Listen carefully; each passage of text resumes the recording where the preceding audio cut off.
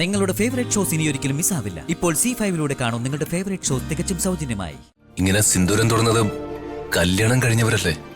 അതെ. പിന്നെന്തിനാ മാഡം കുങ്കുമം തൊടുന്ന? കല്യാണം കഴിഞ്ഞതുകൊണ്ട്. മാഡം വേണ്ട, ഇത് ശരിയല്ല.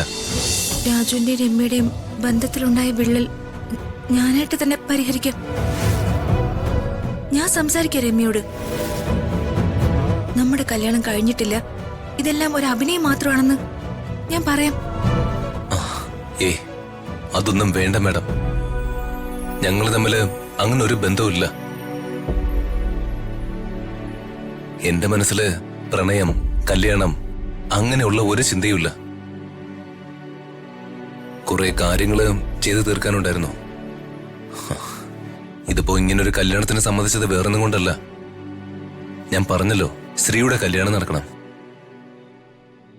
അത് മാത്രമായിരുന്നു ഞാൻ എന്റെ കല്യാണത്തിന് സമ്മതിച്ചതിന്റെ കാരണം. അത് നടക്കാതിരുന്നത് എന്തായാലും നന്നായെന്ന് കരുതുന്നേ.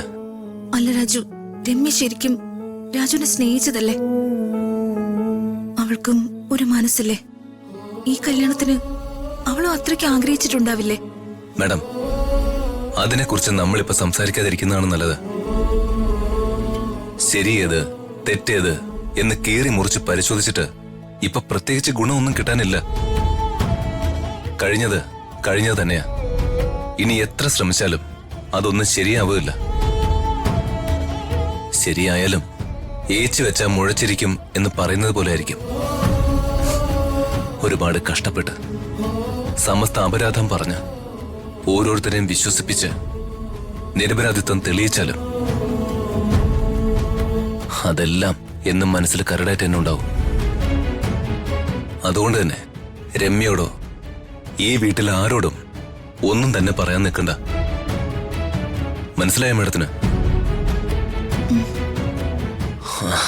ഇനി നാളെ പൂജയെന്നും പറഞ്ഞ് അച്ഛൻ എന്തൊക്കെയാണാവോ കാണിക്കാൻ പോകുന്ന. അയ്യോ മാഡം കിടന്നുള്ളൂ, ഞാൻ താഴെ പാവിരിച്ച് കിടന്നോളാം.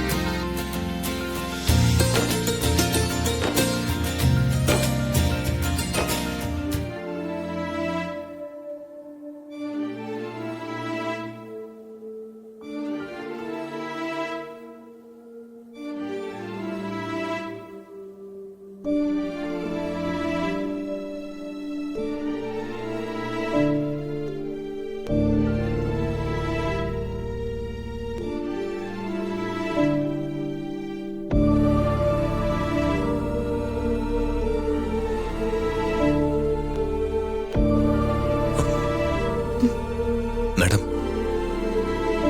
എന്താ മേഡം കാണിക്കുന്ന? എന്താ രാജു? മാഡം എന്തിനാ നെറ്റില് സിന്ദൂരം തൊടുന്ന? എന്താ രാജു, രാജു എന്താ ഇങ്ങനെ ചോദിക്കുന്ന? അല്ല, ഇങ്ങനെ സിന്ദൂരം തൊടുന്നത് കല്യാണം കഴിഞ്ഞവരല്ലേ? അതെ. പിന്നെന്തിനാ മാഡം കുങ്കുമം തൊടുന്ന? കല്യാണം കഴിഞ്ഞതുകൊണ്ട്. മാഡം വേണ്ട, ഇത് ശരിയല്ല.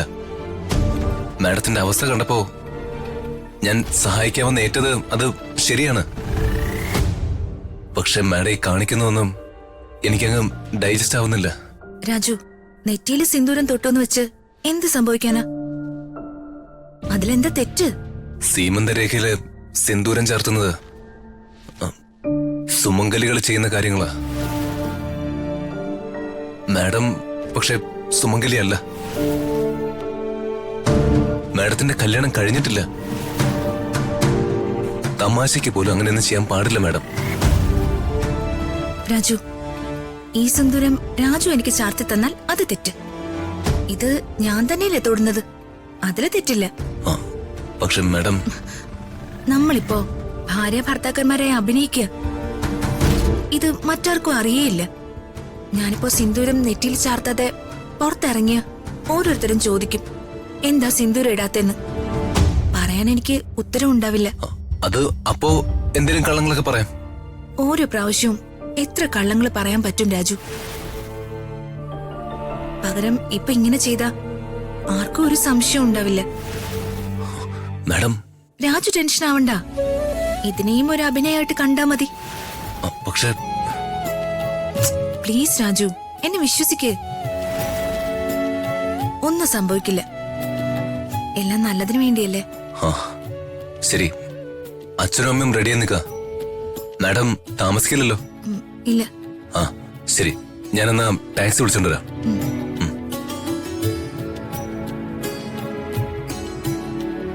എന്റെ സീമന്ത രേഖയിൽ സിന്ദൂരം രാജു ചാർത്തി തരണമെന്ന് തന്നെയാ എന്റെ ആഗ്രഹം.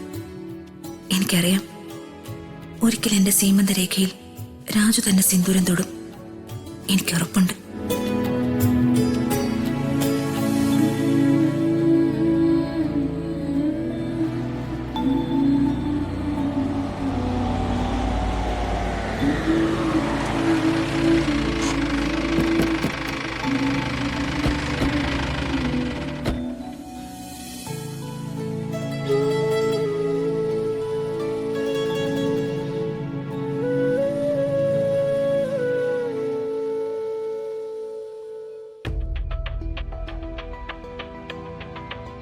എന്താ ഇങ്ങനെ നിക്കണേ? വാ, വർമ്മ സാറിനെ കണ്ടിട്ട് എന്തെല്ലാം കാര്യങ്ങൾ നടത്താനുള്ളത്. എന്തോ എന്റെ മനസ്സ് പറയുന്നു നമ്മളിപ്പോ ഇവിടെ വരാൻ പാടില്ലായിരുന്നു എന്ന്. നീ എന്തുടേ പറയണേ? പേടിക്കേണ്ട കാര്യമൊന്നുമില്ല. ഇങ്ങനെ ഒരു കല്യാണം നടക്കുമ്പോ ഭൂരിഭാഗം അച്ഛന്മാരും വർമ്മ സാറ് പെരുമാറിയ പോലെ പെരുമാറുള്ളൂ. അതത്ര കാര്യാക്കേണ്ട പ്രശ്നമല്ല. ഒക്കെ ശരിയാവൂടി. എന്തായാലും വർമ്മ സാറിനെ വിളിച്ചല്ലേ പറ്റൂ. അതല്ലേ അതിന്റെ ഒരു മര്യാദ. അച്ഛാ, നീ വാടാ, ഞാനല്ലേ കൂടെ ഉള്ളത്.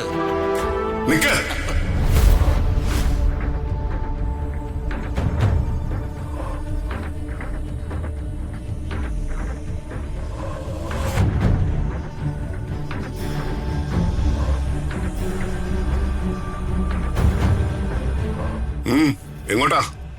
ഞങ്ങൾ ഇങ്ങോട്ട് തന്നെ വന്നാണ് സാർ. എന്ത് സംസാരിക്കാനുണ്ടെങ്കിലും ആ പടിയിന്നിറങ്ങി താഴെ നിന്നിട്ട്.